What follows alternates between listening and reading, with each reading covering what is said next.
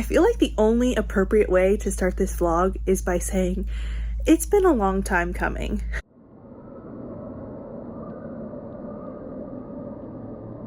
Hi everyone, my name is Julie and this is Keep Calm with Books and Coffee. I talk about books on this channel, mainly books about magic, and today we are launching a vlog that I have been working on for such a long time. And we are going to find out if I can trust Aoife from Pretty Purple Polka Dots. So this vlog concept started last Fabelin in October, when there were 3 books that Aoife had picked out as her host favorites that I was interested in reading. They were these 3 books, and I mentioned this to her that I was interested in all of these, and she suggested, well, it sounds like it might be time for Can I Trust? And you know, that sounded like a great idea, and I decided to take it on by starting to read Get a Life, Chloe Brown immediately. Now, the rest of the books in this vlog took a little bit longer, which you will see, and there have been some changes to the lineup, which you will also see. We are lucky that I only lost 1 clip over the course of this vlog. We have been through almost a whole year, but we've made it. We finished the books for this vlog, and I am excited to finally put this out in the world. But today we find out, can I trust Aoife? And if you aren't subscribed to Aoife, she is linked down below. She's fabulous. She's a great friend of mine, and I'm excited to finally tell you if I can trust her or not. Hello everyone. So I have just started Get a Life, Chloe Brown. I'm listening to the audiobook, and the only thing that I think is weird about this so far is that the audiobook narrator is like a middle-aged woman, and I'm pretty sure that Chloe is supposed to be like a 20-year-old or like mid-20s. So that's my only confusion. And now that I say that out loud, I feel like that is a common thing that people say, if it's I'm remembering the right book. But yeah, that's my thoughts. I'm listening to it. I came to the bookstore, I got some books, and I decided to start Get a Life, Chloe Brown, and I'm like 2 chapters in, and I'm already think I'm gonna love this book, and I already see why Aoife loves this book. Like, it feels very much like an Aoife book. So I am gonna continue listening to this and go back home, grab some dinner, and just keep reading till the baseball game starts. Hello, I am checking in at 30 something percent of Get a Life, Chloe Brown, and I have just finished chapter 8. That's a better marker for you. That there's this like email chapter where they're flirting through email and slowly getting more flirty, and that was exquisitely done. I love this so much. I didn't know I liked flirting through email, but now I do. That was I really liked that chapter. So we're gonna keep going. I finished like my currently reading list yesterday, which is always a problem for me because I finish that list and then I get overwhelmed by possibilities. So I'm trying to start 2, maybe 3 books today, but I'm gonna keep Get a Life, Chloe Brown in the mix because we're deep enough into this, and this was like the perfect thing for me because it came at the perfect time because like I said, I finished that currently reading list and I started this, and it kept my attention for the first like 20%, so I didn't hit that lull where I don't have anything started and didn't get overwhelmed by possibilities. So chef kissed, beautiful, good choice by me, and excellent start to the book. Hello everyone. So I think it is the next day since I updated you, and I don't know what percentage I updated you at before. I think around 30%. Now I'm at 75. So obviously this is going very well. I'm having a good time reading this book, and I'm really enjoying myself. I'm having just a great time with these characters and with the way that Hibbert has built this story, because I think we have just the right mix of sweet, wonderful interactions between these characters and exploring Danny's list. No, this is Chloe. I've heard too much about these books and now I'm confusing the titles. We're exploring Chloe's list of things that she wants to do, but I also love the way she is like evolving and changing the list. Like, I really like that part of the story, that as she does some of these things that she like thinks will help her get a life, she's realizing some of them are things maybe she doesn't want to do or things that she doesn't have to do, and she's kind of changing and evolving alongside that. So I love that character growth for her. And I would like us to explore Red's character a little bit more. Like, a lot of what has been our discussions with him so far have been very like Chloe focused and stuff, but we're getting into that a little bit more now. Like, we're slowly getting into his art and things that are happening with him, and I assume we will also get into that a little more in the last 25% of the book. But I do love his character growth as well. It's just a little more background than Chloe's has been. So, but I like both. And we're just alternating between very sweet scenes and very steamy scenes, and I'm just having a great time, having a very good time with this. As far as it fitting for a Fabelin prompt, I don't know. We're about to go into Act 5, and I know that this will fit for one of the reoccurring side quests, so I'm hoping that it will also fit for something else, but that's my thoughts for now. But I'm glad that I have this book because it's excellent, and I'm really enjoying it, and I'm sad that I put it off for this long, but I also have it now, so it's fine. But that's my update at 75%, and I will see you at the end of this book. Hello, so it is time for the final update on Get a Life, Chloe Brown by Talia Hibbert. I have finished, and it is not that far away from when I updated you at the 75% mark.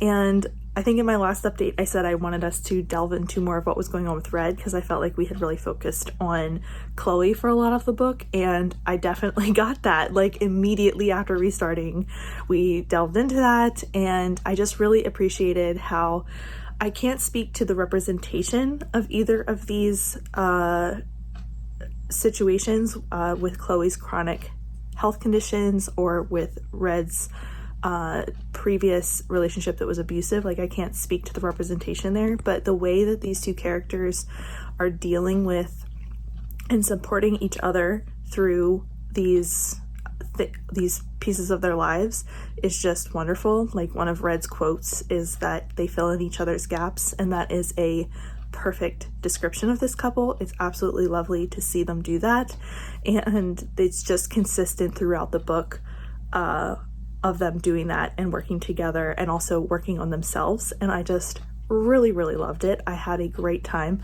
I cried once and I welled up a second time, so you know that I was emotionally invested. And despite the audiobook narrator not being like my favorite, we're gonna give this a full 5 stars because it was just excellent. I can't wait to read the next Brown Sister book because I know there are 3. And I can't wait to read more from Talia Hibbert because just the entire book was a delight to read, and such a wonderful romance. Lovely balance, lovely writing style, very consumable, just a great time overall. So far, we can definitely trust Aoife, and I can't wait to start A Love Song for Ricky Wilde. Now, in full disclosure, I have started this book before and got about 15% in and then lost access to the audiobook, so we are going to try this again. Not that I wasn't enjoying it, but I didn't finish it, and I didn't rush back out to like get the audiobook. So I'm excited to prioritize this and try it again. Hello everyone. So it is a little bit later. I think it's about a week since I've talked to you, and I have just started A Love Song for Ricky Wilde by Tia Williams. So I tried to read this earlier this year, and I just kind of put it down at 20%. Wasn't feeling it at the time, but this is something I know Aoife really enjoyed earlier this year, and I decided to swap this out for the Ashley Herring Blake book. When Aoife and I had initially talked about this idea, I had listed 3 books that I was interested in reading from her favorites list on Fabelin. But since I had already read the first book in these books, I had already read the first book, it felt like cheating a little bit to ask if I could trust Aoife about that. So I'm going to read this instead. Like I said, I know she enjoyed it earlier this year, and I've been meaning to try it. I have the audiobook, and I'm about 12 or 14% in, somewhere around there, and I'm enjoying it. I haven't gotten past the point where I put the book down, but I think that was mostly a timing issue because the writing style is really fascinating, and I am really invested in seeing what happens here. This is a book, I believe, centered around a young Black woman named Ricky Wilde, who is part of a really financially well-off family, and she's not interested in the paths open to her in that family, so she opens a flower shop in New York City after meeting a elderly woman who offers to rent her apartment in historical Harlem. So Ricky goes there and starts kind of trying to make her flower shop idea work. And we have dual timelines in here so far, and I believe she meets a man and it sort of changes both of their lives, but I don't know how or why, but I think this has to do with leap year and maybe time travel, but definitely two timelines. We'll see. I haven't really determined what's going on yet, but I like the writing style, I like Ricky, and I'm really fascinated to see how this all works out. Hello. So I am about 40 or so % into A Love Song for Ricky Wilde, and I'm having a really good time. This book is incredible. It's written so well. The writing is absolutely amazing. It evokes so much imagery for me. Like, I feel like I'm following Ricky around New York City, and I feel like I'm following Ezra around Harlem. Like, I'm getting such a clear vision of what's going on in their lives and what they're doing. And I absolutely love that. I love both of these characters, and I just love the little world that we've built around this story. I'm not entirely sure what the main plot is yet, but I'm kind of willing to go with it because this feels not quite magical realism. I don't want to use that, but it feels like similar to that in that there's something going on here. I want to know what it is, but I know it will be revealed in time, and I am willing to kind of just go along for the ride until it is. I did want to share a quote with you that has just stuck with me since I read it a couple of days ago. It's closer to the 20% mark. And I just feel like it's really, really relevant to what's going on in the world right now. And I have been sitting with this quote a lot because it has just stuck in my brain.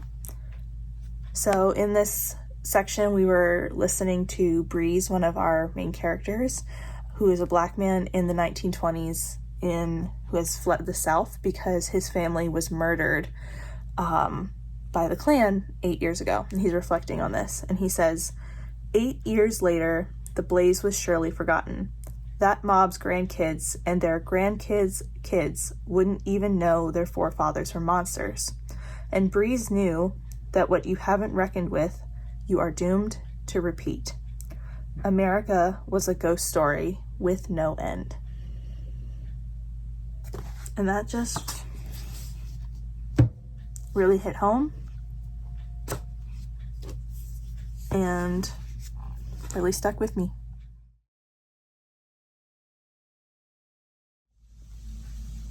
I'm at 70% and I need everyone to go read this book. This is so good. This is so good. The writing style is I keep saying it, but the writing style is so good. And the way that Tia Williams writes her characters, these women and men, these characters are so vivid, especially the women, especially Della and Ricky. They're so vivid, and I love this. I love this so much. I'm having such a good time reading it, and it's so relevant right now. It's so relevant, but also so good. It's just so good. I don't have a lot of words. Sometimes you just read a book and you don't have a lot of ways to say it's good beyond just it's amazing, and I can't stop reading it.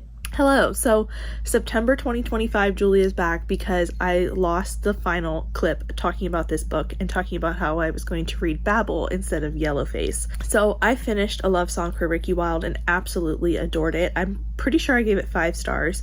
It was just such a fabulous story. It was just the right amount of magical realism. I really liked learning about these characters. It was such a fabulously written story. And what I have learned since reading Ricky Wilde is that Tia Williams, because now I've read 2 books by her, the other one I buddy read with Aoife. Buddy read 7 Days in June. So we I think I knew at that point that I could trust Aoife, but I finished A Love Song for Ricky Wilde, and what I learned from reading 7 Days in June is that Tia Williams just has the ability to transport me into her story, and I can just see it playing in my head. She just has this way of really creating a visual for me of what's going on and setting the scene and kind of just putting me in the situation with the characters. And I absolutely love that about her writing. I really love all of the strong female characters we have in these stories, and the exploration of like generational trauma and generational things that you have to confront and face and talk about in order to heal them and kind of move past them in your own life. And it was, I have enjoyed or found those themes interesting in both of her books that I have read. So, but Love Song for Ricky Wilde was absolutely fantastic. You just saw a clip of me like crying my eyes out at the end.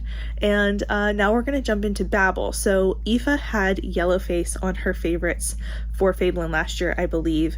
But when I was doing this, I knew she had also read Babel and enjoyed it, which is surprising for Aoife, but it is also the one that I already had on my physical TBR. And since my physical TBR is such a focus for me this year, I decided to, when this vlog like moved into this year, I decided to read Babel instead for this vlog. So we've actually swapped out two of the favorites for other Aoife enjoyment books, but so the vlog concept kind of got a little blurry here at the end. But a year later, that's kind of just, things are going to change and transform over the course of a year. So that's where we're at. And yeah, so we've made it to the final book. So please enjoy me finally tackling Babel. Hello everyone. So I am 35% of the way into Babel by R.F. Kuang, and I'm having a great time. So this is taking me a while to read. I'm kind of picking it up a chapter or two at a time and kind of just slowly making my way through it. And sometimes that would mean that I'm kind of not interested, but it's sort of the opposite. Every time I pick this up, I get really submersed into it and kind of just go through the book, and I'm really intrigued by what's happening. I'm kind of absorbing it slowly.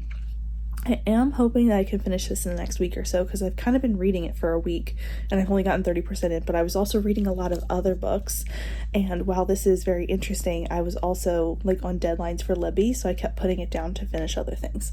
So I've kind of freed up more of my time, and I only have a couple of books that are priorities right now. I have a buddy read or two that are going on, but I don't have to read a lot of those per day, so I'm kind of focused on this. So I'm hoping to get a lot further.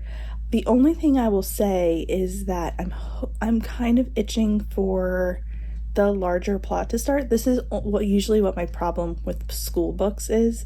Like, we're going to class, the time is passing and everything, and there's like, we're kind of waiting for something to happen. Something just happened that makes me think we're going to kind of get into that soon. And there's been little hints, but that's my only critique so far. But overall, and that might be because I've been stretching the book out like over a week rather than reading it quickly, but I'm having a great time. Like, it is very, very good.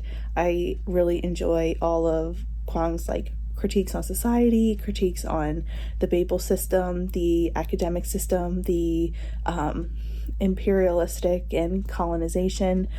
All of that is very well done, richly done in here. This is such a rich world, full of, and by rich I mean like well crafted, full of detail, full of really interesting characters. I love Robin, love him, and I'm just fascinated by this book. So having a great time just reading slowly, both because I'm enjoying it and because life is lifing. So we're gonna get to the end of this by the end of August if it kills me, because I want to be done with it before then, and also I want to be done with this vlog. Even though I have read really great books for this vlog, I want to put it out. I want it to see the light of day. So we're working on that, and I will update you when I get further. Hello everyone, so welcome to the just over 50% update of Babel. So I'm at the point where I think this book is going to pick up for me. I have enjoyed the first half. I've had a good time. I'm really interested in the world. I really like Robin and his cohort. I'm just having a good time reading it, but it wasn't grabbing me as much as I expected it to. And I think that is because we spent the first half in the school. I'm just not a school book girl. I'm really not. I struggle with it. So when we were constantly going through class, when we were like going through the semester and talking about how many, I just find school books a little tedious. So I was struggling a little bit, but I was really enjoying it otherwise. Like, I enjoyed the characters. Like I said, there were some things that happened that really pulled me in during those chapters, and I got really invested.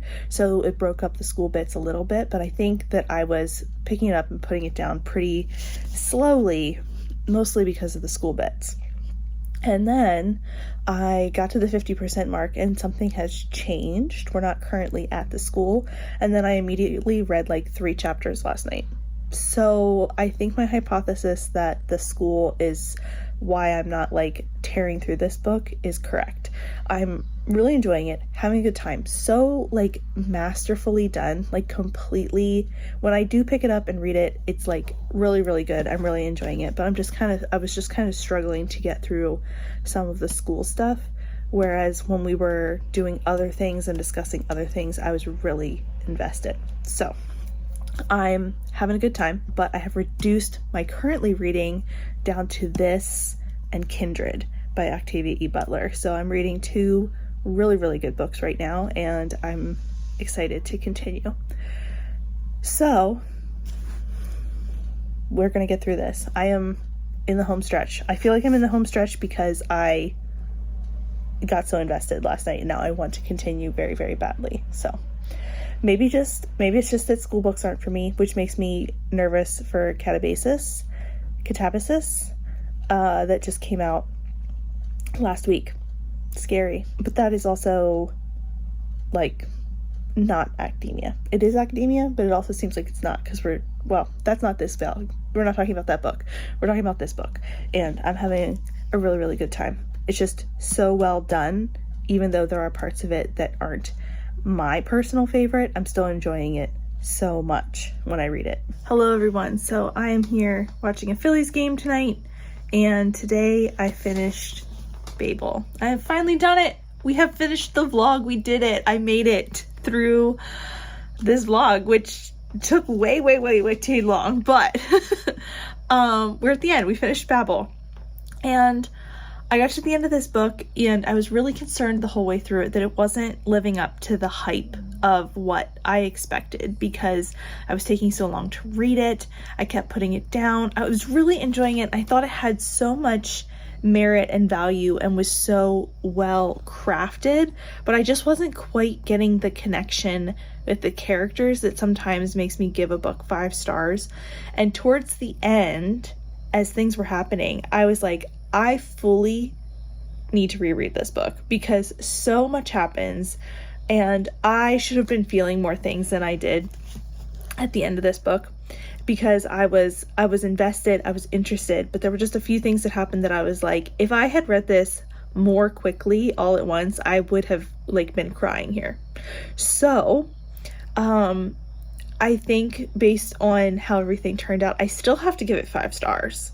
Like I do. I still have to give it 5 stars, even though I was kind of like the whole like school thing was struggling a little bit, but it wasn't like the book's fault. And I can see just so much skill and commentary and character growth and so many things in this book that I loved. And I know like on a level of skill are 5 stars, and how this book should have come together for me feel 5 stars, that even though I was like, there were points when I had trouble, I still feel like it deserves that. I hope all of this makes sense. But yeah, I think I could give it like a 4.5 or a 4.75 and just like rate it there, and then when I reread it probably give it 5 stars. But I feel like I should give it 5 stars now. I don't know if this commentary makes any sense, but it's just, I don't know.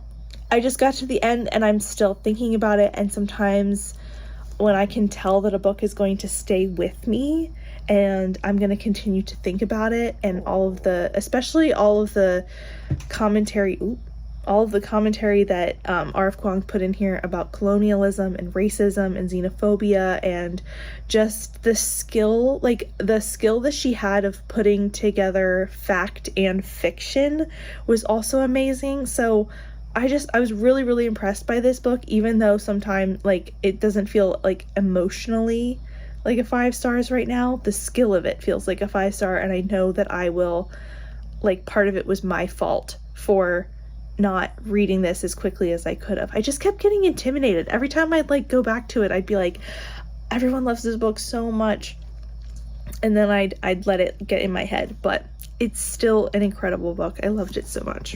I loved it so much. And so at the end, things just get like so incredibly brutal emotionally. And I'm gonna be thinking about this book for a long time, because I just simply, so much happened, so many emotions. I've known for longer than than right now. I've known before now, is what I'm trying to say, that I could trust Aoife with book picks, but it just took me a long time. I'm sorry, Aoife. This vlog has been coming for so long. Luckily, I only lost one clip. Incredibly, I only lost the one clip, because somehow, but I did lose one, but we made it through. But that's the vlog, and I can trust Aoife. But at the end of the day, if you have any thoughts or feelings, or want to share anything about the books that I talked about over the last 11 months, please let me know down below. If you have any booktube creators you'd like to see if I can trust, I'd love to do this again. I promise it won't take as long next time. And if you aren't feeling chatty, go ahead and leave me a yellow heart emoji, because I believe Aoife is usually a yellow heart when I'm in conversation with her. So we'll do that emoji. And that's it for me today. Thank you so much for watching. I promise I will do one of these again, and I promise it won't take 11 months next time. And thanks so much for watching, and I will see you next time. Bye!